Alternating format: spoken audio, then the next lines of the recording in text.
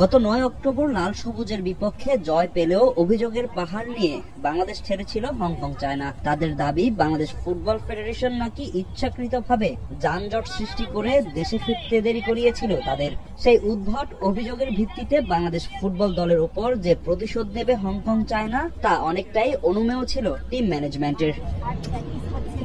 হেব্রো মাঠে প্রথম দিনের অনুশীলন করেছে বাংলাদেশ দল। দ্বিতীয় দিনেও ভাড়া করে অসমতল মাঠে প্র্যাকটিসের সুযোগ পেয়েছে বাংলাদেশ দল, যা নিয়ে আক্ষেপ আছে ফুটবলারদের। তবে হামজা সমিতদের নিয়ে র্যাঙ্কিং এ 38 ধাপ এগিয়ে থাকা হংকং চায়নার এমন ভয় বেশ উপভোগ করছেন জাতীয় দলের ম্যানেজার আমির খান। তারা তো ভয় পাচ্ছে, তারা আমাদেরকে তাদের যে বেস্ট ফ্যাসিলিটিস গুলো আছে সেটা দিচ্ছে না, যেটা আমরা আগে থেকেই অনুমান করেছিলাম যে তারা সেটা দিবে না।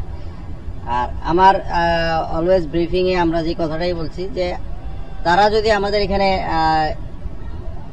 যে আমাদের দর্শকদের সামনে যে তাদের 1-150 লোকের দর্শককে নিয়ে যে যদি জয় নিয়ে আসতে পারে, কেন আমরা পারবো না? আমাদেরকে এখান থেকে ঘুরে দাঁড়াতেই হবে।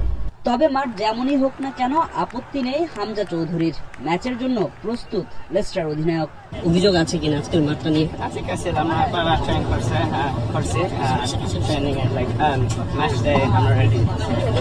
অথচ অবকাঠামোর দিক দিয়ে বিশ্বের অন্যতম উন্নত দেশ হংকং চায়না।